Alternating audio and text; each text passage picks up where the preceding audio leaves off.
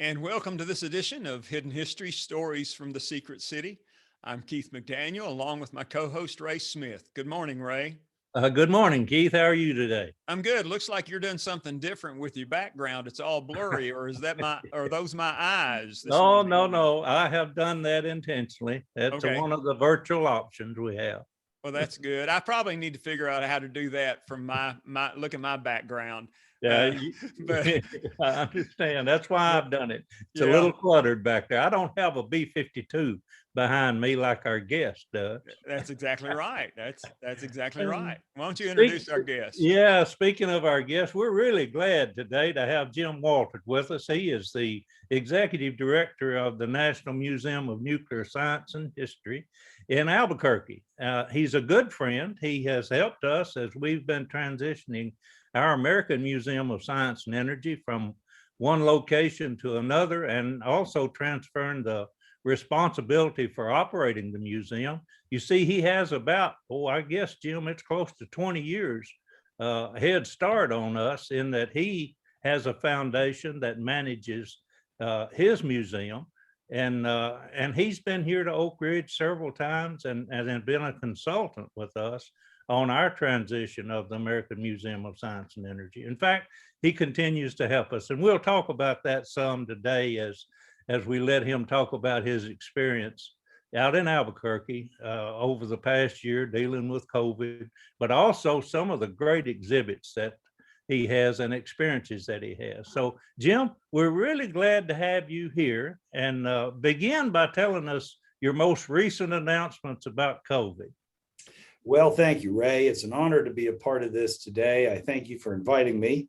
And we are excited this morning because here in New Mexico, we've done such a fine job of protecting all of the folks here, the people who live here and the people who travel here.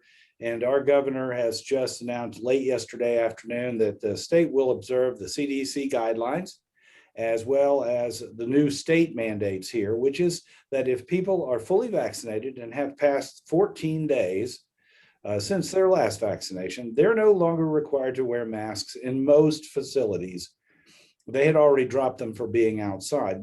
There still is a requirement for hospitals and buses and public transportation, doctor's offices and things such as that. But things like our museum, you don't have to have a mask on. And that is for both the staff, the volunteers, and the general public.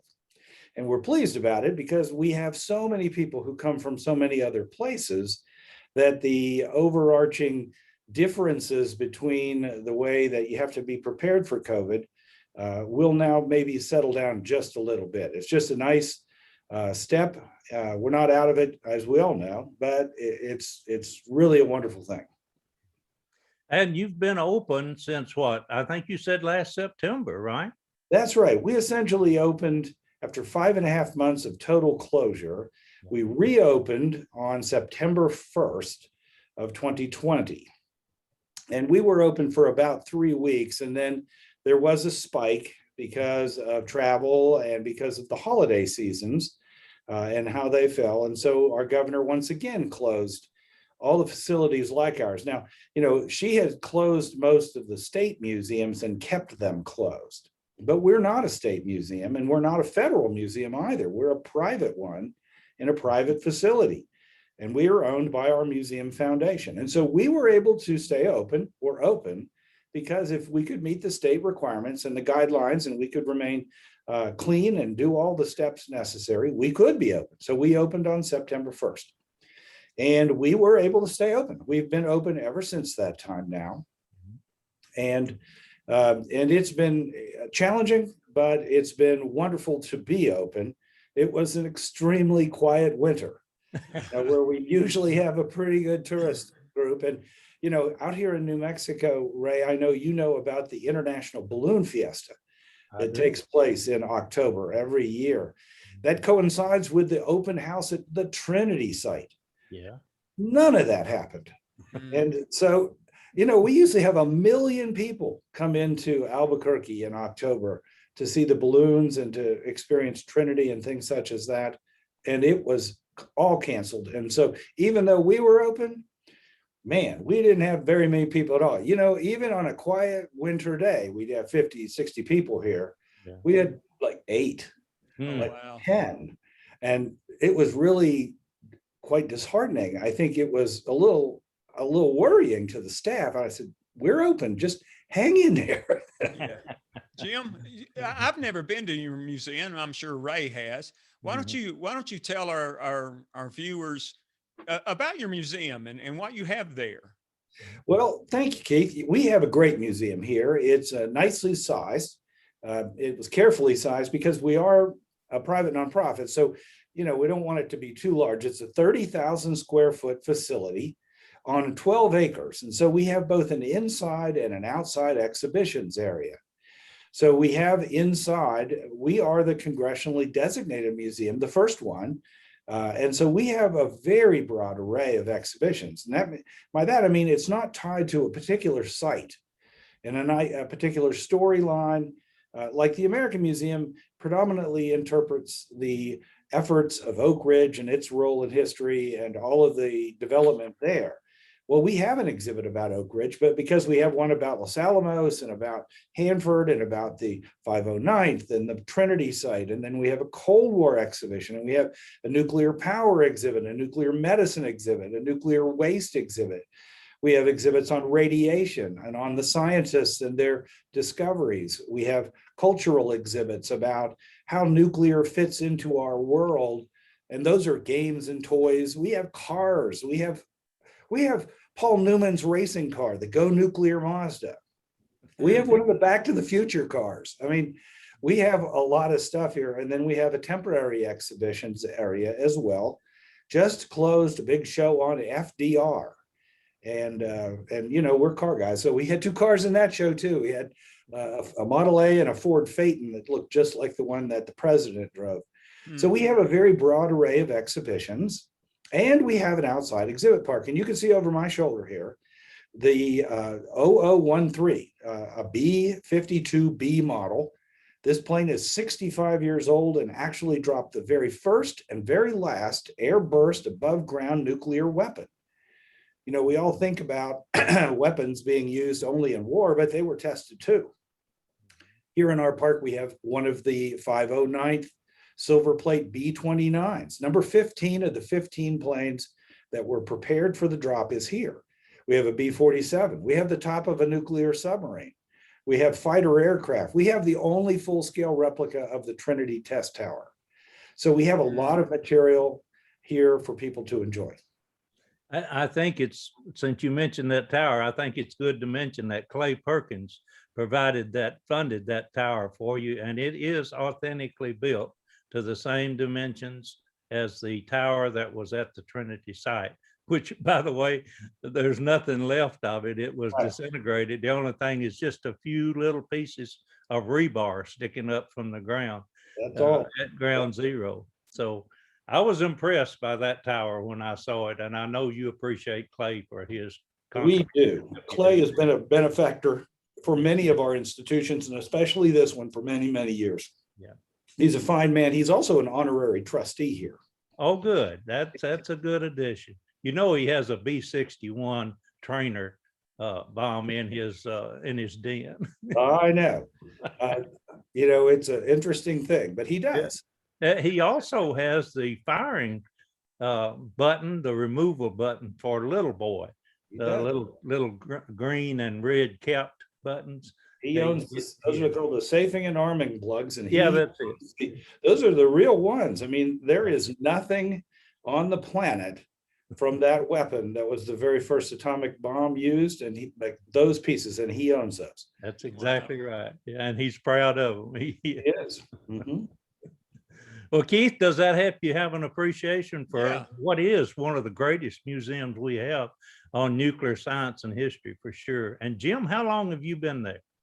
25 years this winter, Ray. It has been a long journey here for me because this is the 3rd place this museum has landed in all the years. And now it's in a permanent home that is owned by the board of directors. Mm-hmm. Tell us just quickly about that transition where you had to leave Kirkland and find a new location. Talk just a bit about that. I think it'll help us as we're doing some things here in Oak Ridge that kind of models on that. Talk Sure. just a little about that transition. So this museum was founded in 1969. So that's 20 years after your museum was started. Right. But your museum is 20 years older than this, and this one's 52, and yours is 72 now, I believe. That's correct. So in 1969, on Kirtland Air Force Base, which was where a lot of the weapons were weaponized, where the materials that Los Alamos was creating, excuse me, were sort of being stockpiled and held because Sandia National Laboratories is located there. Right. There was an effort to build a museum and set it up and put it on display for the public. Back then, of course, it was easier to get onto an Air Force base. There were less security measures and requirements for that. And so this museum started out in an old anti-aircraft repair building. It was pretty crappy, I'll tell you. It had been run by DOE for many, many years, and they'd done some improvements to it. They put in some new bathrooms and replaced the big roll-up doors, but you know, we would still find pigeons inside the building in the museum and things like that. And so it was going along. We were trying to get ready to move to a new way of operation, and then 9/11 hit. And 9/11 closed Kirtland Air Force Base to the public. And because Kirtland houses DOE offices and facilities as well as Sandia, the government closed it. And so we were just tenants. And they said, oh yeah, by the way, you need to move. So we had to rent a temporary facility for 7 years in downtown Albuquerque. And while we did that, we started a capital campaign to raise $10 million to build this beautiful building. And as we did so, we went through a transition where the staff and people who had once worked at DOE and Sandia all left. And the museum foundation stepped in and began to prepare to operate this museum. And so they do. They own the building outright. There is no ownership of any other organization. It is owned and built and bought. No debt, no mortgage, no lease. It's owned. Of course, now that means you got to pay the bills. You got to pay the utilities. You got to insure it. You've got to keep it safe. You've got to operate it and not let it degrade, because you know it's like your own home. If you don't take care of it, it won't take care of you. And so this is now 12 years after opening this building and operating it. Our growth has just been phenomenal. Our attention by visitors and tourists have been great. Our summer camp programs have taken off. In fact, we're doing better this summer than any summer in the past. And we've been doing summer camp for 25 years now. Wow. So we're looking forward to a strong return this summer. Excellent. That's great. How do you get the word out? I mean, what kind of marketing campaign and do you typically use? Well, I will tell you, Keith, I have a secret weapon, and her name is Jennifer Hayden. She is the communications director here, and she's exceptional and very skilled at all of the different elements. Well, we have, of course, a big website. We have 5 websites after all. We run Nuclear Science Week worldwide. We started it 12 years ago. Mm-hmm. So we have our own museum on the web. We have Nuclear Science Week, which feeds into it. And we operate all 3 of the Atomic Heritage Foundation sites, mm-hmm. because we own their material in a partnership through an effort to make sure those archives are kept for the American people. We also do a huge amount of social media, and we put our material in a lot of the travel and tourism materials too. We used to print more than we do now. Obviously, handing out things and such during COVID kind of went by the wayside. You couldn't do that. It wasn't safe to be handing people things. So we don't put that as often, but we do put ads in all of the tourism destination elements on the borders here. And we buy into the United Press for some of our programming too. So that's how we stay out in front. Social media is, I think, the thing for Nuclear Science Week last year, and we were virtual. You got to remember, Mhm. This was all over the world, but we had 52 million followers on social media in 10 days. You know, Wow. I don't do a lot of social media, but that's just that's a big number. That's a And huge number. it's because of Jennifer and her team that we stay out in front of so many people. In person though, when you draw people in, I mean, is it like a day trip for most people? I mean, is there a particular radius from your location that you draw most of the people from? Well, we do draw from neighboring states, obviously. And I think this year with tourism beginning to pick up again, we'll get a lot of drive customers. Mhm. People are flying too, but not as often. And so we do pull from Colorado and Texas and Arizona a lot, but we get people from all over the United States and all over the world. In fact, we Yeah. get people that are coming in from lots of different places. And so it just depends. We're a destination museum. We're the biggest one. And so people want to come in here and see us. And we're a friendly place. There's lots of fun things to do. We have good things for kids and teenagers. And we use a lot of stuff with our efforts on like TripAdvisor and things like that. And so we're rated number 7 out of 235 things to do in Albuquerque. Mm. And so when people look at TripAdvisor saying, oh, we got to stop in Albuquerque and eat lunch, what should we do? Well, we come up and there's things that say, hey, my teenagers like that museum. Well, man, that's gold. You Yeah. can't beat that. Yeah.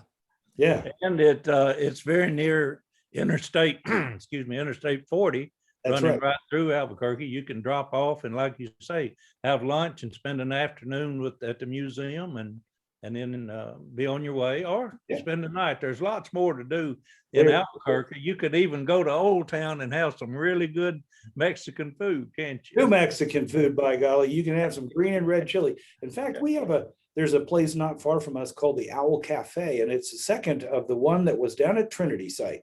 Right. We tell our guests, if you're looking for a family lunch, this is a good place. They make malted milkshakes. They got green chili cheeseburgers. It's right Wow. on the other side of the interstate. It's a mile and a quarter away. And we honor someone's admission ticket for 24 hours. So if somebody comes in here and it's 3:30 in the afternoon and they get into the museum and they're like, wow, I can't see all of it. I say, well, if you're going to be here tomorrow for a few minutes before you go somewhere else, come back and see us at 9. Yeah. Or we tell them, hey, it's 11:30. If you want to go get yourself a bite to eat, come back after lunch and then finish looking around, see the airplanes then. Mm. That's good. You've obviously got a handle on how to get people in, and you do have some excellent exhibits when you get in there. Talk a little about some of the exhibits that you find that are most interesting. Well, Ray, you and I are, interested in the Manhattan Project and the things that took place there. And so some of that material is of intense interest to me. We're featuring right now an exhibition called The Dark Cube. It's an exhibit that features one of the pure uranium cubes that was in Heisenberg's last attempted reactor uranium machine. The Germans trying to build the capacity to essentially get a chain reaction so that they could go into a weapons program. Of course, back then the United States thought the Germans were far, far ahead of us. They had discovered fission in Germany, after all, not very many years before. And so having that exhibit and letting the people here see the efforts that we were really not very clear on and how they affected the scientists and the policymakers in the United States to move into the Manhattan Project and to develop it and to invest so much money in it is an interesting thing to me. Now, our museum has really cool artifacts that people like. I mean, we have Fat Man and a Little Boy, and these are concurrent copies from 1945. These are not models made later. We have the only gadget that we know to exist. It's War Reserve Unit 4. It's the aluminum casting that would have been charged with plutonium and high explosives to make another Fat Man if the Japanese hadn't surrendered. Mm. This would have been the bomb. And Wow. we have Oppenheimer's limousine, the big Packard limousine that you see at Trinity site. That picture of that car in 1945, we had that photograph up in the museum for probably 35 years, and no one could identify what that car was. It was a fuzzy picture. No one knew what it was. And then don't you know that daggone car surfaced in 2005 out of a junkyard in Gallup, New Mexico. And we passed it through the VIN numbers with the Studebaker Packard Club and the Army. And it was the car that those Wow. guys rode in. And we got a hold of it and we restored it, and it's on display here. What a piece of Americana that is.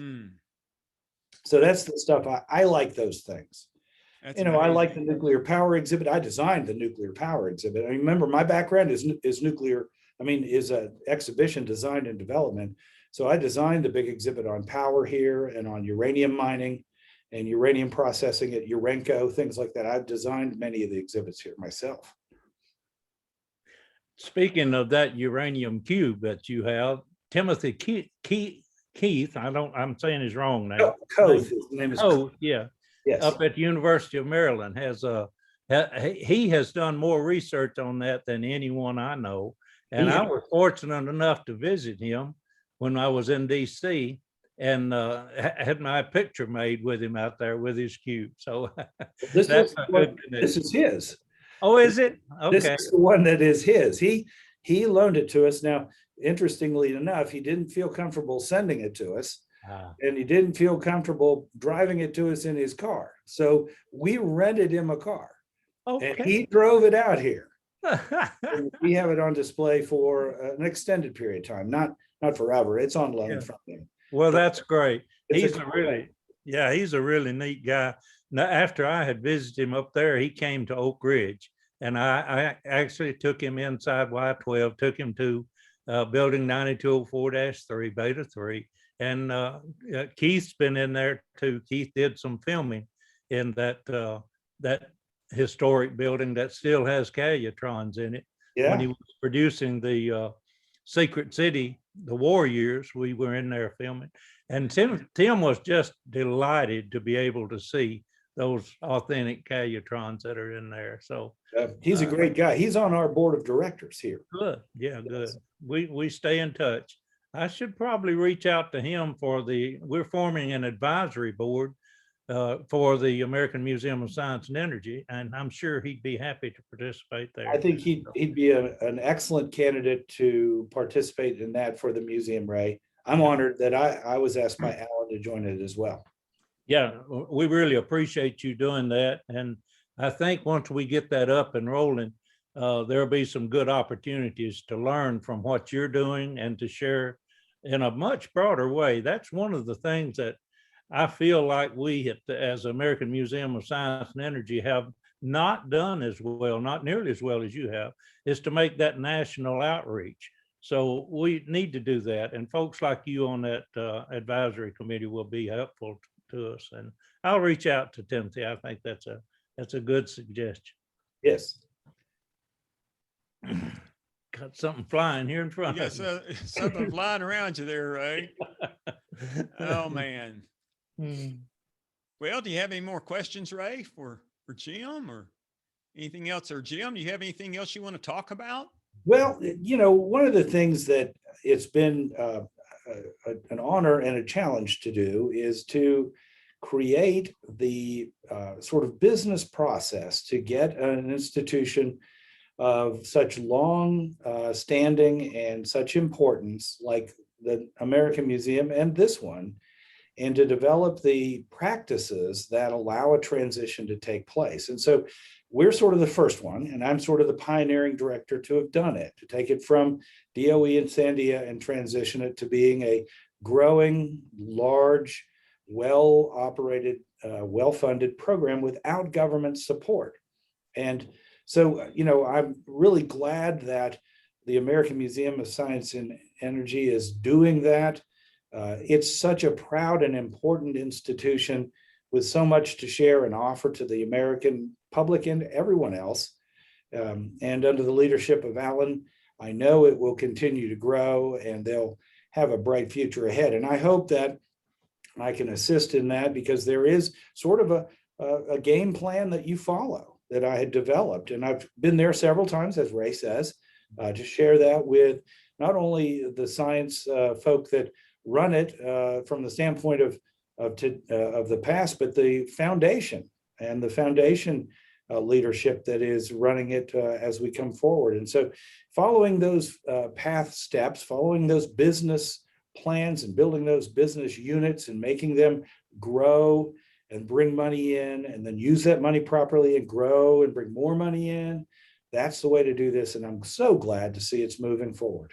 Yeah, it is. And even during COVID, as you all have experienced, we've had to close it down, but we've had a lot of online activities and been able to keep the staff and look at ways that we can make sure that there's a safe environment for the public to come to when we are able to reopen. And we're looking forward to being able to do that in the not too distant future. So, you know, our Einstein Gala that we do here every year, the Einstein Gala is where we give the National Award of Nuclear Science and History, gave it to Cynthia Kelly this spring. We didn't get to have it in 2020, but in 2021 we did it. And you know what, Ray? Because we didn't have to rent a hotel, we didn't have to put, you know, $75 plates of salmon and beefsteak in front of people. We didn't have to buy a bottle of wine for the tables. We actually made more money because there were no costs to put on the gala. Everybody sat at their home and drank wine and watched Cynthia be introduced by Richard Rhodes and accept the award. And we watched some students do programming. So we, you know, that was an exceptionally lucrative evening for us. And who would have thought?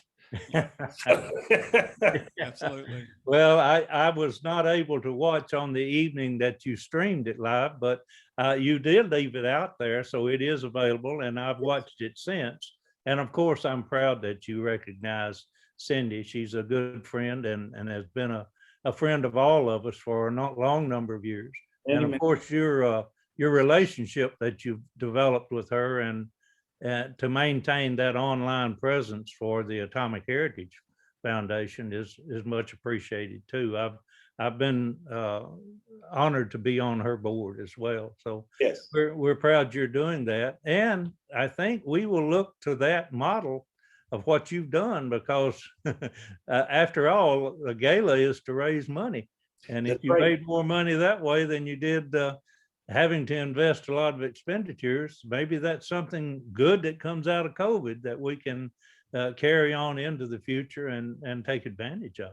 For sure. I think so. And I have made some suggestions to Alan and some of your foundation board about creating an Einstein Society. That's an upper level membership program that brings in a lot of money. And we have that, the Einstein Society, and you all can have one too. And people would be proud to support you that way. I just know it. There's such reverence for your institution and for its years of service. And I know people will come flaming toward you and rocket in to help. And if you can just get to those points, people will be excited for you. Yeah, and we do have that plan coming into place and are developing as we speak, the strategy for doing just that, using your model to develop the levels of giving and opportunities for people to participate in helping us to grow the museum, far beyond what it's been able to do with solely the government support. So we're looking forward to that.